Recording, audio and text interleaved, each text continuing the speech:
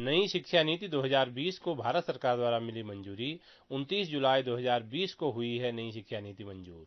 जी हाँ, और नई शिक्षा नीति में बहुत बड़े परिवर्तन हुए हैं। 34 साल बाद शिक्षा नीति में हो रहा है परिवर्तन।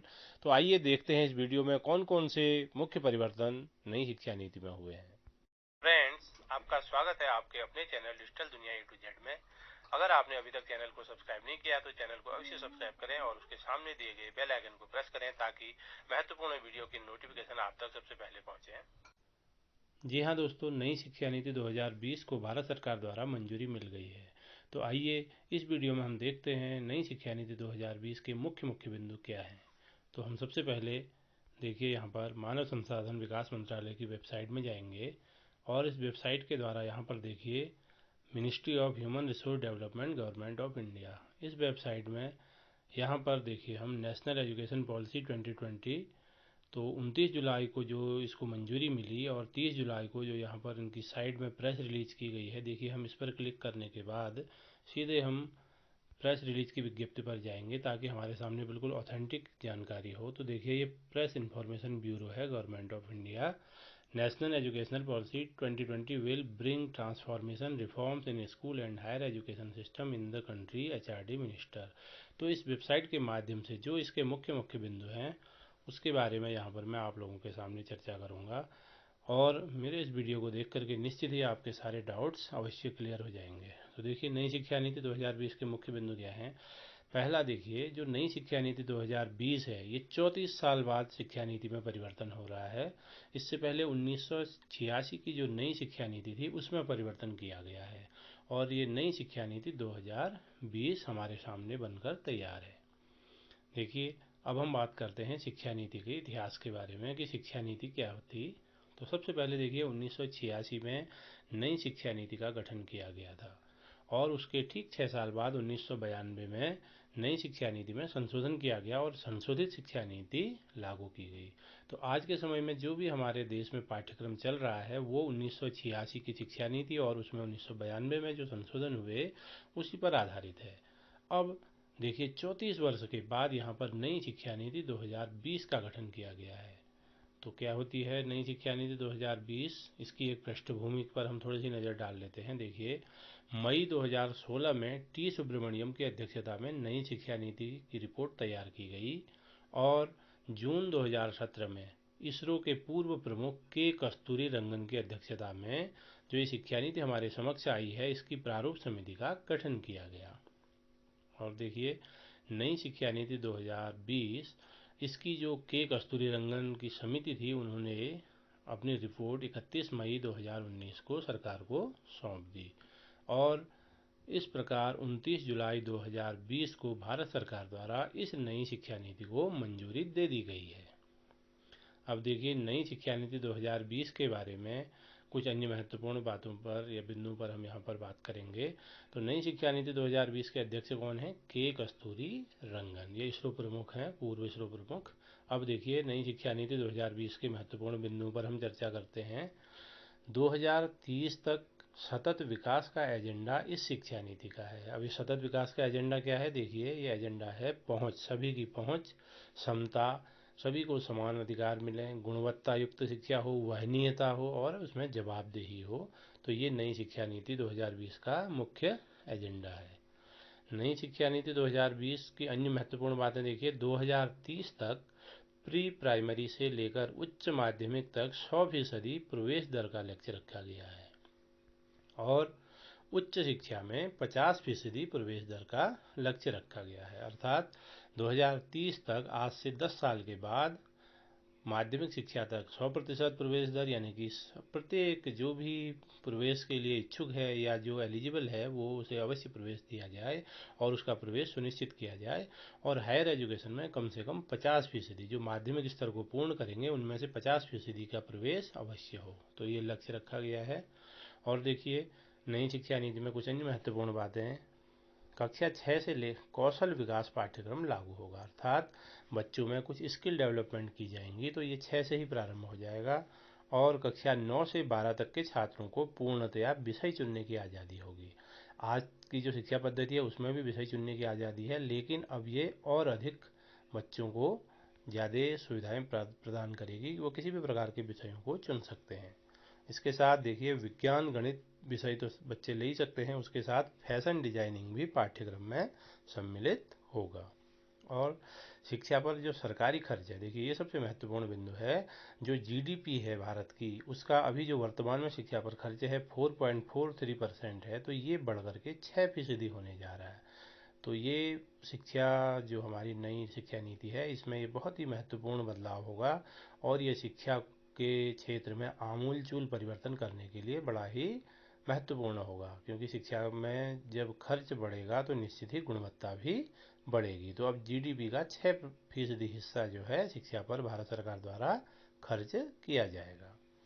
अगला है 5वीं तक मातृभाषा में पढ़ाई की जाएगी। जी हाँ, कक्षा 5 तक जो पढ़ाई होगी वो केवल मातृभाषा में ही होगी।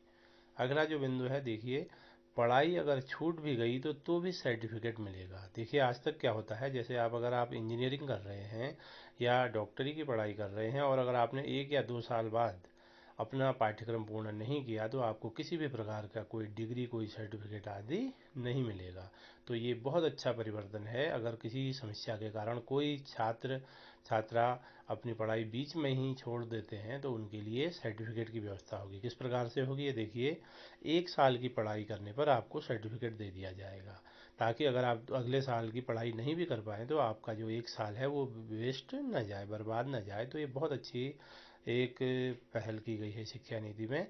और 2 साल की पढ़ाई करने पर डिप्लोमा प्रदान किया जाएगा और 3 से 4 साल बाद डिग्री प्रदान की जाएगी। अगर 3 साल की डिग्री है तो 3 साल में, या 4 साल की है तो 4 साल में।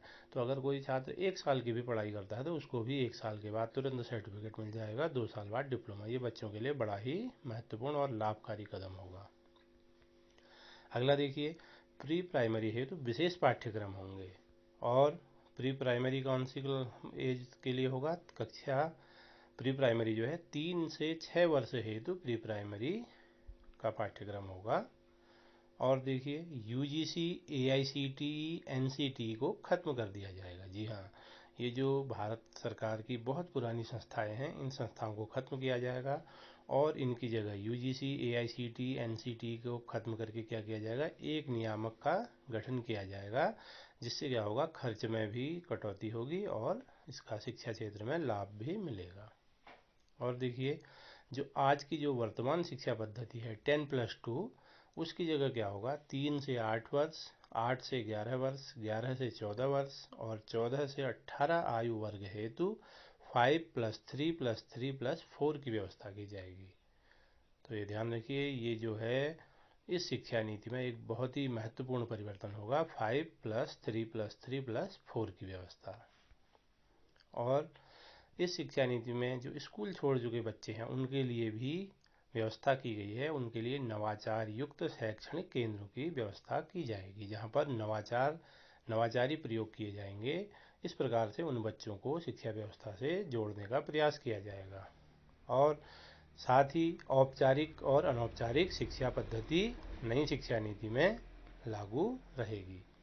और देखिए विद्यालयों के साथ काउंसलर व प्रशिक्षित सामाजिक कार्यकर्ता भी जुड़ेंगे, जिससे कि बच्चों का लगातार निरंतर विकास होता रहे और अच्छी गुणवत्ता युक्त शिक्षा बच्चे प्राप्त कर सकें।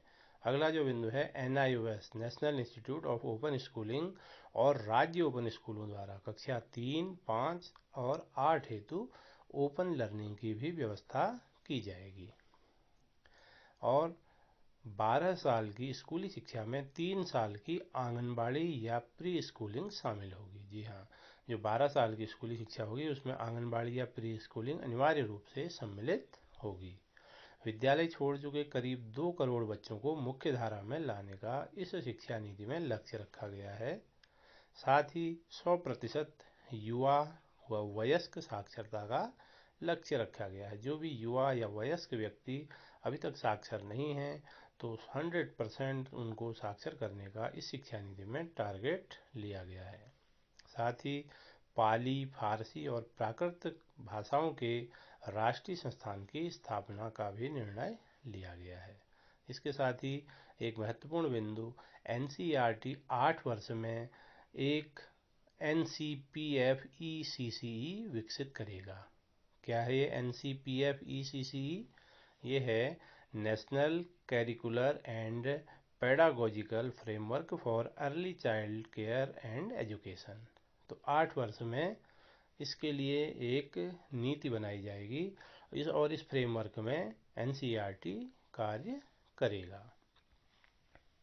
इसके साथ ही कक्षा 3, 5 व 8 में स्कूल की जो परीक्षा है वो सम्मिलित रहेंगी कक्षा 3, 5 और 8 के विद्यार्थियों के लिए। साथ ही बोर्ड परीक्षा के लिए इस नीति में कहा गया है यह पूर्व की भांति रहेंगी, लेकिन इनको भी आसान किया जाएगा।